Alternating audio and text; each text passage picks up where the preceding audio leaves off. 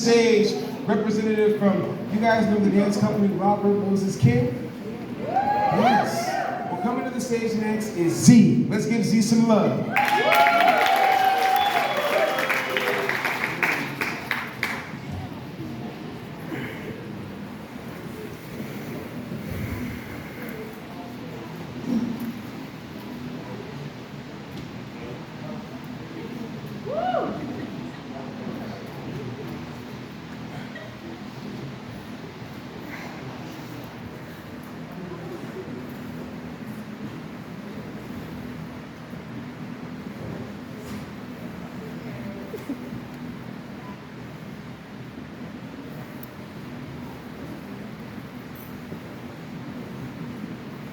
As a black woman who was a black girl, I see the attack on us comes in a very different form.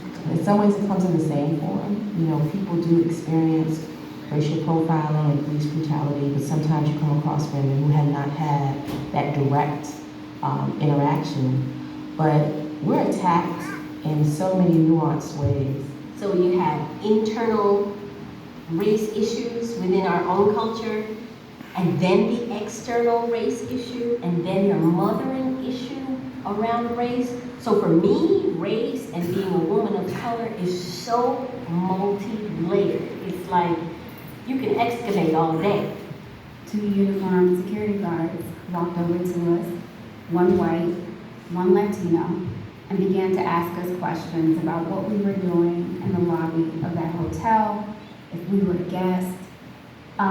Quickly responded and said that I was in fact a guest. I was asked details, my name, what room, and it was at this point that I became very upset. And then you start to wonder, well, what other difference could it be if you're a white cop, I'm a black female?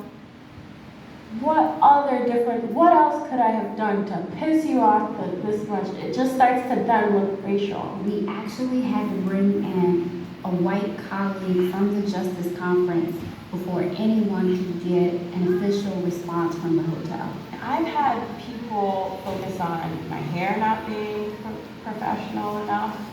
I had an executive director actually pull me into a room, and it went down a path of like, you know, just letting you know, like, I don't think that you're professional enough. And I kind of had to go through this whole, I had to actually pull back because I was so, I felt like I couldn't be emotional. All the other chorus girls were white. And I remember going up to the person in charge of costuming and saying, you know, why is it that we're dressed this way?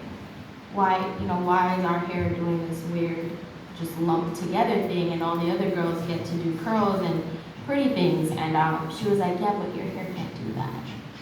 And I was like, you never asked me.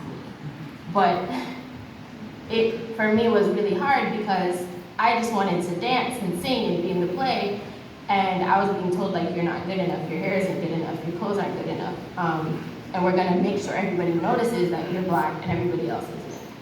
And that colored my own thinking about myself. And I was like, maybe I am unattractive. Maybe I am this monster.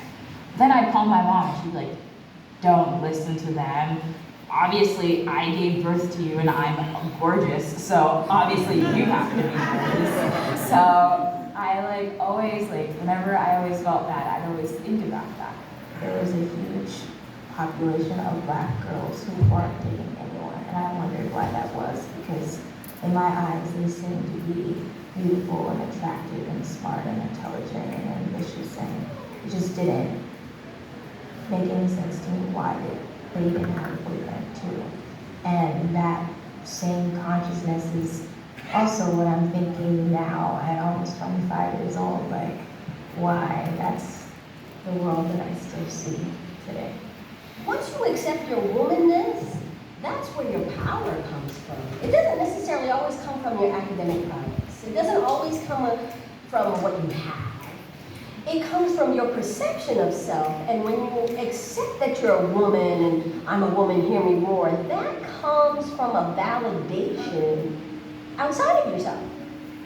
And even if you want to say it doesn't, it does. My father would buy me books And before he would give me the books, he would painstakingly shade in the characters in the books in brown crayon. I still have some of these books. I mean, I had like Cinderella, she was brown, like all these things. And of course, as an older toddler, you notice that they've been drawn in because he's not an artist.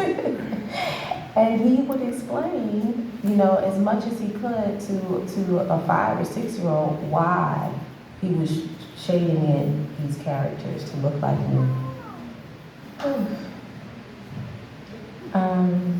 I don't have a daughter right now, but if I did have a daughter, I would tell her that she's beautiful, that she's intelligent, that she's all these things all the time, because I feel like we don't hear that enough in the media. We don't get that attention. What I would tell my daughter is not what was ever told me, and not something that I really thought I would ever say. But ultimately, to my girls, I want you to be happy. I want you to find joy in however you define it. Not what I want out of you, not what society imagines of you, not anyone's fantasies of you. Your happiness and your joy, and I have your back.